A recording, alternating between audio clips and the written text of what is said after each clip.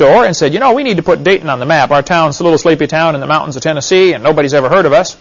Let's see if we can find a teacher who will claim he taught evolution.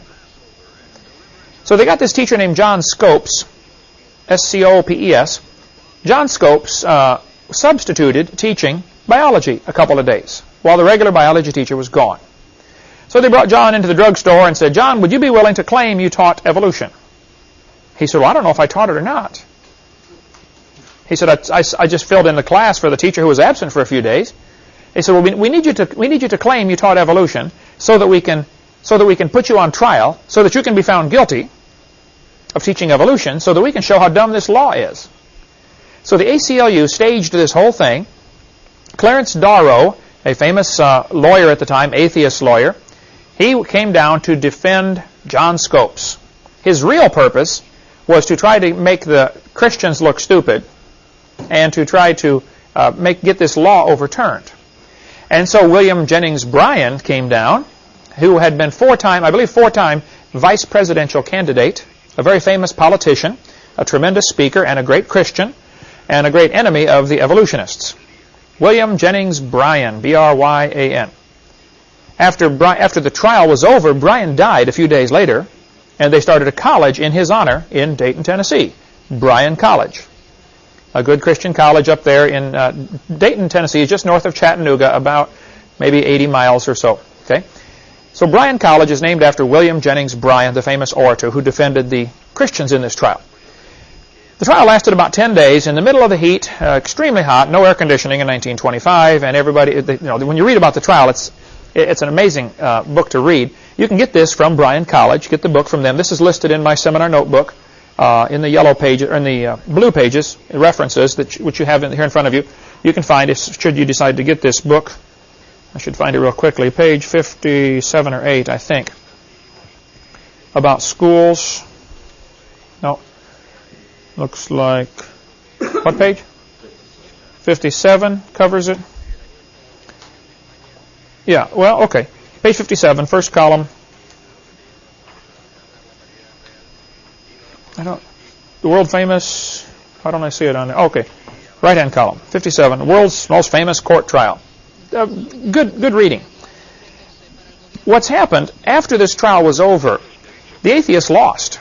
The judge found the teacher guilty. The atheists tried in this trial, and the evolutionists tried to bring in all sorts of testimony about how evolution is true. They were going to bring in the Nebraska man. Later it was proven that all they found was a pig's tooth. They found one tooth and made a whole missing link out of it, the Nebraska man. And that was going to be one of their key bits of evidence to bring in Nebraska man. Early in the trial, when they had all these witnesses lined up, they were lined up to come in and teach, evolution is a fact and all scientists believe in it. I believe it was William Jennings Bryan or his son, who was also there helping William Jennings Bryan, the Christian, said, Your Honor, whether evolution is a fact doesn't matter. That's not what this trial is about. This trial is simply, did he break the law or not? And so they just, with one fell swoop, they undercut all of the work those guys had done to try to bring in evidence for evolution. And the judge said, you're right, it doesn't matter. We're not here to try whether evolution is true or not. We're here to try, did he break the law or not? And turned out he was guilty. He was fined $100, which was the minimum fine under the law at the time. And several people volunteered to pay the fine, but even that fine was overturned when on appeal. It went to an appellate court, and there's some little technicality, and they threw the fine out. So nothing happened. It remained illegal to teach evolution in many states up until 1968. In 1968, the last law banning evolution was overturned. At no time ever throughout any of this was there any question about teaching creation. It's always been fine to teach creation in the public school. There has never been a law against that.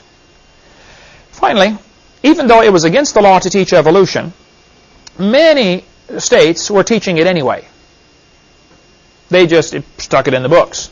And the problem really was with the textbook publishers and with the teachers and school boards who are ordering these books that teach evolution. But so it was taught, even though there were laws against it, it was still being taught, regardless of what the law said. Then, in 1981, I believe, or somewhere around there, Arkansas passed a law that said, if you teach evolution, you must teach creation. In the early 80s, I should look up the date, but it doesn't matter. It won't be on the quiz.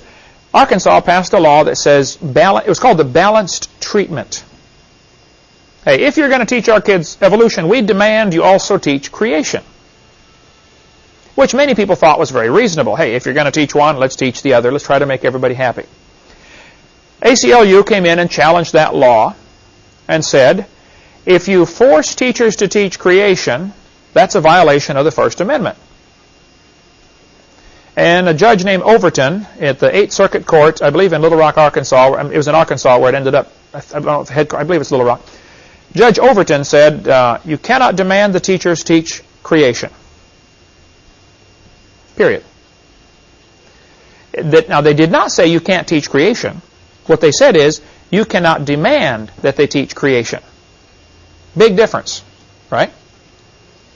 You could still teach creation if you wanted. All they said was, this law, which forces the teachers to teach creation, is unconstitutional. And believe it or not, it probably was a reasonable decision on the part of the judge. So Louisiana wrote a law a few years later and said, same kind of thing, we want equal time. If you're going to teach evolution, you must teach creation. That, of course, was tested by the ACLU, the American Communist Lawyers Union, and it went all the way to the Supreme Court. Supreme Court said, okay, you cannot demand they teach creation. However, Supreme Court said, they can teach creation if they want. We just cannot force them to teach creation. So what's happening is an awful lot of misinformation going around out there. A lot of the evolutionist groups and atheist groups are saying, see, the court said you can't teach creation. Oh, that's not what they said at all. The court said the states cannot force the teachers to teach creation. And you need to understand that difference because that is vital.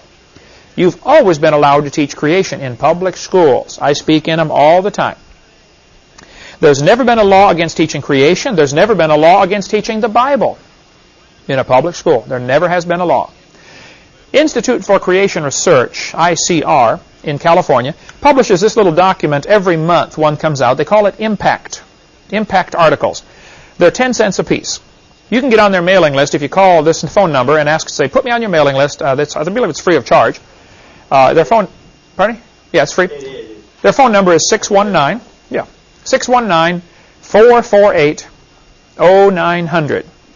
And just say, put me on your mailing list, and they'll send you stuff every month.